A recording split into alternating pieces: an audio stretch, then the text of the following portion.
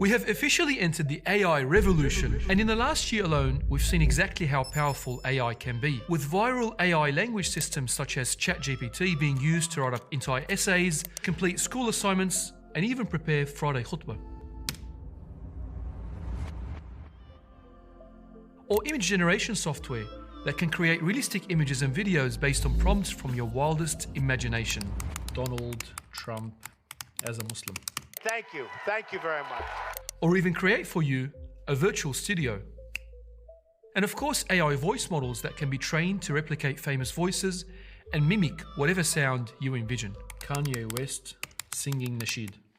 Ya Habibi, ya Muhammad. And the crazy part is this technology is making mammoth progressions by the day. But what does this mean for us as Muslims? Should we be scared? Is this a sign of an approaching apocalyptic doomsday? Or is this something that will pass over us silently and soon wither away? We sat down with one of the world's leading Muslim experts in AI, Dr. Waleed Kadous, no stranger to Silicon Valley, and someone who is responsible for incorporating artificial intelligence into some of the world's biggest brands, such as Google and Uber. Someone who is responsible for pioneering Google Maps. We asked him all the difficult questions, and this is what took place. Is there a transhuman agenda at play, a movement to merge humans and robots together? Yeah, I mean... Before we jump to the interview, which I'm sure you're waiting to hear, if you enjoy this content and all the other content that OnePath Network produces, please support us to create more. We are currently in the final stages of completing our studio to create bigger and better productions to benefit Muslims around the world. Please consider going over to our website and contributing whatever you can to support our mission. Jazakumullah khair. And now to the interview. So you've been working with AI for decades, but we are often hearing now AI this, AI that. Yeah. What is artificial intelligence? I mean, how would you explain AI to a 10-year-old child? Yeah, so artificial intelligence, historically how computers have been programmed is you tell them to do A and B and C. And no matter what they experience or what things they see, they don't change their behavior over time. The essence of artificial intelligence is learning from experience. In other words, every time the algorithm or the computer sees a new example, it's trying to work out what can this example teach me about the world. Throughout our lives, we actually use AI a lot. So for example, when you finish watching a video on Netflix, how does it decide what you should watch next? The AI has been looking, people who watched movie A always like movie B, or they, 50% of them watch movie B. And so in so doing, you're actually starting to notice patterns in the world. No longer is the computer being told exactly what to do, but it's being told to adapt and modify. And that idea of adaptation is really something that historically has been something that only humans do. And now all of a sudden computers are becoming stronger at it as well. Given that AI at the moment can generate realistic images, text, video, and speech, how difficult is it to authenticate information? Is this something that we should be cautious about? Yeah, I think it is. And especially what we've seen, for example, in the United States with interference in elections by Russians trying to use these techniques. Imagine those techniques on steroids, right? Because now you can personalize it for every person. The detectability is difficult. So it's something we definitely have to pay attention to and hopefully regulate. How do you feel like this will cause in terms of the spread of information and false news and things like that? How can we combat this? Yeah, it's a really difficult problem. And I think it's also because people have not yet learned, to differentiate, between artificial content and genuine content. And the content is designed to press people's buttons. And that leads to things like confirmation bias. So really, it's up to us to really check our sources. And it's not like that this is an un-Islamic thing. In Surah Al-Hujurat, Allah says, Ya ayyuhalladhina amanu idha ja'akum fasiqun binaba'in fatabayyanu. So Allah's telling us that when news comes to you, make sure to take the time to verify that. And those forms of verification are getting more technically complicated, but it's the same basic principles. From your experience, how far is AI from becoming sentient or conscious? Yeah, well, scientists have struggled to define consciousness for a long time, and I don't think we have a good grip on it. The Quran says, يَسْأَلُونَكَ عَنِ الرُّوحِ قُلِ الرُّوحُ مِنْ أَمْرِ رَبِّي.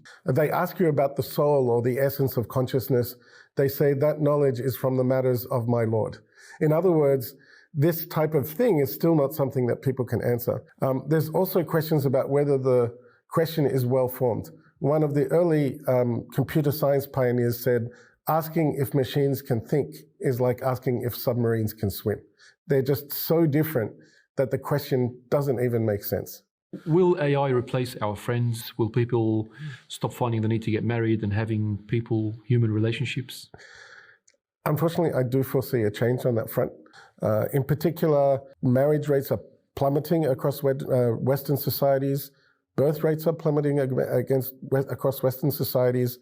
And the cause of that, essentially, is the rise of pornography on the internet. Now, imagine that you take that as an example, and this is only one of the social implications, but imagine that, but really amp it up to 11, where you can use AI to craft an identity that is very tailored to your personal preferences and what you find interesting, whether that's through text or voice or images. And you can see that same unfortunate pattern of social damage that happened with pornography, but much amplified. And that's, I think, something that society will have to deal with. I think it's one of the concerns I do have for how AI will adversely affect the community. And unfortunately, we're already starting to see signs of that. Sam Altman, the CEO of OpenAI, who created ChatGPT, has said that the technology may pose a risk of extinction. Yep. As someone who's experienced in AI and as a Muslim, how would you respond to that? It doesn't keep me awake at night, is maybe the best way to put it. If you look at the other causes of extinction, like climate change, and just society kind of falling apart and the family unit kind of being destroyed, which is what we're seeing now, this isn't the thing that gets me, really worried. The technology is still at its infancy, and Sam Altman has his own agenda. So I've been in Silicon Valley for 15 years now. And what you do is when you have a startup, you want to build a moat around it. You want to build barriers to entry to other people entering it. And so what you do is you get the government to do your dirty work for you, introduce regulations that you know how to meet that other people don't know how to meet. And that's just how business is played. So while I respect Sam Altman's technical abilities, it's also very important to understand that he has an agenda here that he is trying to pursue. And that's just what he's going to do as the CEO of OpenAI. What are some potential uses of AI in the Islamic space that can actually contribute positively? Yeah, I think I've seen some very interesting applications. I think one that really demonstrates the possibilities is Tartil, which is a mobile phone app that listens to you read Quran and tells you when you make a mistake. Historically, this has taken you sitting down with someone or finding someone to be your buddy. But this app makes it so much easier. So it's like a general tool that can be used for almost any purposes. The apps that can generate images can generate artistic images that encourage us to kind of really reflect if they're in the right hands with the right prompts. There are so many exciting possibilities here in terms of just every aspect of Islam. So as an expert in AI, do you trust the information that comes out from these bots and programs? No, I don't. I know that may sound counterintuitive to people, but I've spent a lot of time working with these bots firsthand, and I know that they have a problem with what's called hallucination. It's not just that they are ignorant, which means that they don't know, but they hallucinate. They don't know that they don't know. In other words, they can make stuff up, be 100% confident that it's correct, They call that jahl murakkab in Arabic, when you don't know that you don't know. Yeah. So yes, the big problem with AI is jahl murakkab, right? Yes. Nothing stops it from making up a hadith that doesn't exist, for example. And the current iterations of the technology have a problem called hallucination. They just make things up. So there are certain chatbots that if you ask them right now, do I need to wash my knees as part of wudu? Will tell you, yes, you have to wash your knees as part of wudu. And so sometimes they'll make things up, and especially dangerous is they can be very confident that they're and wrong at the same time. So they won't tell you, I'm not sure. They will just give you a confident answer. So I think we have to kind of be very cautious about using AI in the religious space. I think there are uses. Imagine, right now searching Quran and Hadith is still very difficult. Because often we look for words, but words don't capture meaning. And one of the great things with these AI systems is that they capture meaning, or what's called semantic information. And that makes things like Hadith search and Quran search potentially much better. And that could also be a very awesome tool for scholars, but scholars have the wisdom to interpret and judge that. So in the past decades, we've seen the problem that we've had with Sheikh Google. Yeah. Are we going to have the same problem with Sheikh AI? Yes. I mean, that's the short version of the answer. I think we as a community need to develop our skill to differentiate and understand these technologies well enough to understand their limitations. I think we think that they are somehow magical and they must be talking truth, and ignore, the historical biases that have existed in things like search results. And so this has led to all kinds of polarization in society. And I think that there is a risk with these technologies that you could have that same kind of polarization effect if they are not used appropriately. So I think there is definitely the room for that to happen. I mean, there's always this challenge with the Muslim community. You can either say that what they're doing is wrong, or you can adapt to whatever they're doing and make it better. Do you say that, no, you should never search the internet for Islamic information, which is one approach? Or do you actually say, well, why don't we work on tools that make it better and more effective and more authentic and more consistent to search the internet for answers? And that's really the perspective I would like to take. How biased are some of these AI chatbots? I asked ChatGPT when it first came out to explain the Palestinian conflict to a 10-year-old, and it gave me some sort of response saying that it's a very complex, difficult thing to sort of explain. Yeah. What are some of the dangers with this particular bias? Yep. So bias is a very real thing, right? These systems are not made mysteriously, right? Like, there are humans who make these systems. And there's two things to think about. One is the piece of software that they write, the algorithms, right? And then the other thing is that the data that they use to build the models. The models are the things that do the thinking, if you like. So imagine a programmer is sitting there in California. He has probably a Western liberal bias. He's not even aware of the bias, because that's one of the challenges with bias. And he's making choices about how the algorithm works and the data that they're using to train the algorithm, and goes, oh, this is good data, this is bad data. Even if he doesn't mean to introduce bias, bias is going to make its way in. And this is something that has been comprehensively proven, and especially the work of Timnit Gebru, who used to work at Google, and then when she published papers in this area, got fired, really demonstrates that this bias is a real thing. The good news is there are ways to reduce the bias. So you can either change the data that you use to train the model, or in some cases, you can change the personality of the software that comes and says, please, I want you to adopt an Islamic personality, an Islamic mindset. And in my own experiments, that's something that's actually worked surprisingly well. We've seen the impact of social media on our attention spans. Yeah. And given that AI has the ability to write up our assignments and make some of the thinking tasks a lot quicker, yeah, will this make us a lazy or a dumb society? Ooh, that's a very, very tricky question. Every time a new major technology was introduced, people had concerns that it was going to cause the destruction of humanity. So even when published books, when printing presses came out, people were like, this is going to damage people's memory and it's going to make everything worse and no one will remember anything. But now we see that the net impact of books has been positive. Having said that, you have to ask the question, has this gone too far? Are we now living in such a society of ease that it affects our value judgments, right? So when knowledge was hard to obtain, and when it was hard to learn about Islamic knowledge, we seem to have respected it more. They used to travel for months to get one hadith. Exactly. And now we live in an age where you can get every hadith in 10 seconds. Every hadith ever written, ever documented in 10 seconds. But it hasn't really made us like better Muslims, right? Because there's a difference between knowledge and wisdom. And that's my concern with this technology as well. Sometimes when you make things easier and more accessible, you devalue them in the process. And that's really my fear. Is there a transhuman agenda at play, a movement to merge humans and robots together? Yeah, I mean, there are people who have that view within the community and talk a lot about things like the singularity, when we'll come together and there'll be a new species, Homo roboticus or something like that.